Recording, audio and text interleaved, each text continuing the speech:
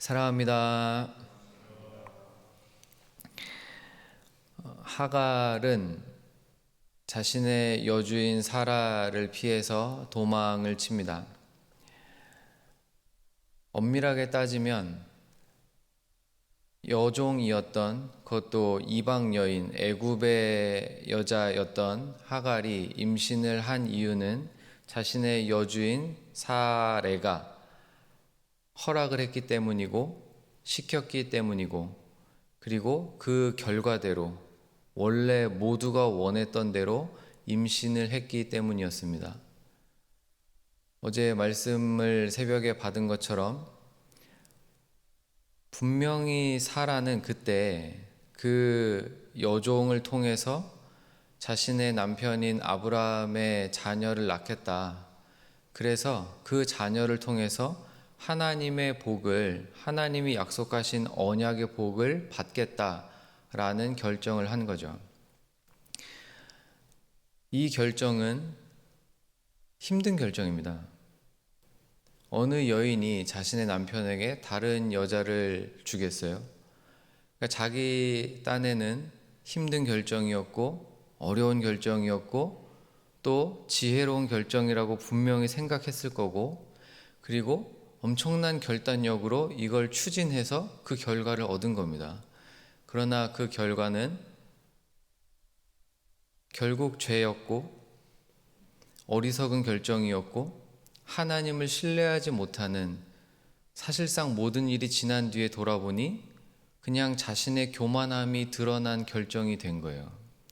그 당시에는 이게 정말 지혜로울 거다, 이게 최고의 선택이다, 이게 효율적인 선택이다, 이 결정 때문에 내게 이득이 될 거다 라고 생각했고 모두가 동의했고 그것을 위해 노력해서 결과를 얻어냈는데 그 결과는 가정이 쪼개지는 것뿐이었습니다.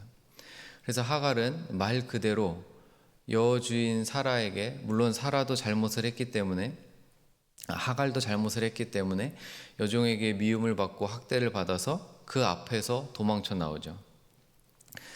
하나님께서 이 하갈을 광야에서 만나십니다. 저희가 읽은 첫 구절이었던 7절을 보시면 여호와의 사자가 광야의 샘물 곁 곧 술길 샘 곁에서 그를 만나라는 말로 시작을 합니다.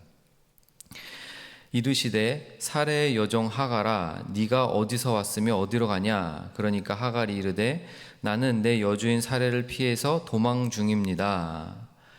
그 고대 시대 때 임신한 여인이 자신의 집을 떠나서, 자신의 주인의 집을 떠나서 광야를 떠돌고 있다는 말은 곧 죽임을 당할 위협이 매우 높은, 생명의 위협을 당하는 순간입니다.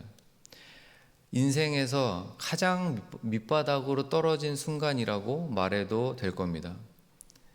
정말 힘들고 어려운 고난이 이 하갈이라는 여인에게 입장에서 보면 이제 인생의 밤이 찾아온 거죠. 자신의 힘으로는 살 길을 찾기가 매우 어렵습니다. 그때 하나님께서 먼저 오셔서 하갈을 만나 주십니다. 성경 전체를 통틀어서 여인 중에 하나님을 제대로 독대하고 하나님과 말씀을 나누고 하나님의 호칭을 직접 부른 여자는 하갈입니다. 하갈이 처음이에요. 그래서 9절에 여호와의 사자가 그에게 이르되 내 여주인에게로 돌아가라, 사라에게로 다시 돌아가라, 아브라함 아래로 다시 들어가라.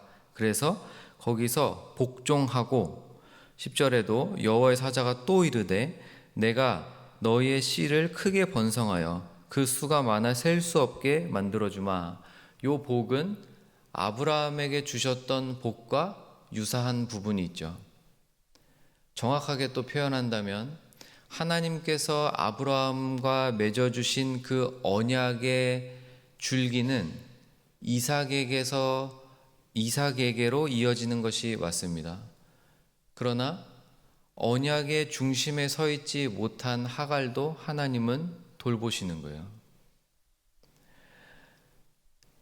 이게 그냥 성경에 나온 이야기고 아브라함 얘기 이렇게 이해되기가 쉽지만 언약의 줄기에 있지 못한 하갈도 하나님이 돌보신다는 것은 정말 큰 의미가 있습니다. 가끔 저희가 신앙생활을 하고 우리의 인생을 살다가 보면 멋진 분들을 봬요. 아, 저분은 정말 신실하게 사시는구나. 아, 저분이 만난 하나님은 어떤 분이실까? 나도 만나보고 싶다. 나도 하나님을 알고, 나도 하나님을 믿고, 나도 구원을 받았고, 나도 신앙생활을 하는데 나와는 무언가 다르게 내가 이 땅의 삶에서 하나님께 보여드리지 못하는 모습들을 살아가고 계시는 분들을 뵐 때가 있죠. 아, 저분은 정말 하나님의 사랑을 받으시는 분 같다. 아, 정말 저분은 하나님을 신실하게 사랑하시는 분 같다. 굳이 표현하자면 아, 무슨 언약을 받으신 분. 근데 나는 아닌 것 같은 그런 순간들이 가끔은 옵니다. 아주 쉽게 표현한다면 아, 목회자들은 아, 저런 분들은 나는 아닌데, 이런 순간들이 저희의 삶에 찾아오는데 하나님은 하갈도 돌보시는 하나님이십니다. 이것이 창세기 이 앞부분에서 아브라함의 인생의 나름대로 큰 분기점인데, 이 사이길에서 어떤 하나님이시는지를, 어떤 하나님이신지를 가장 잘 보여주는 본문 중에 하나입니다. 하나님은 하갈도 돌보시는 하나님이십니다. 사람의 어리석은 행동의 결과로, 심지어 사람의 죄의 결과로 안 좋은 열매가 그 행동 때문에 맺혀버렸는데, 하나님은 이것조차도 자신의 섭리 안에서, 하나님의 통치 안에서, 하나님의 다스림 안에서 선으로 바꿔내시는 분이십니다.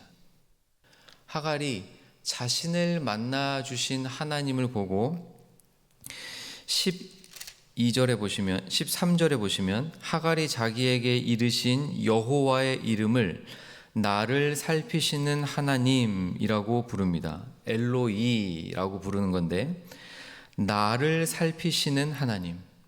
그러니까 하갈이 너무 절절하게 만난 거예요.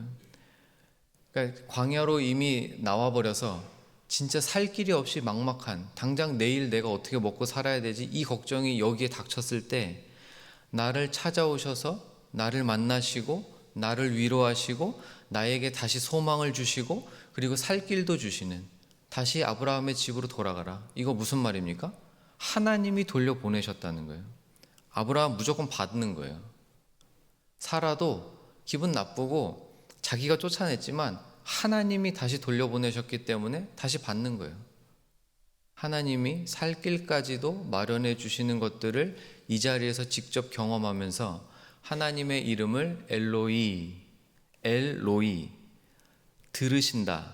하나님, 나의 고통을 진짜로 들으시는 분이시구나 라는 것을 경험하는, 하나님의 이름을 처음으로 부르는 여인이 됩니다.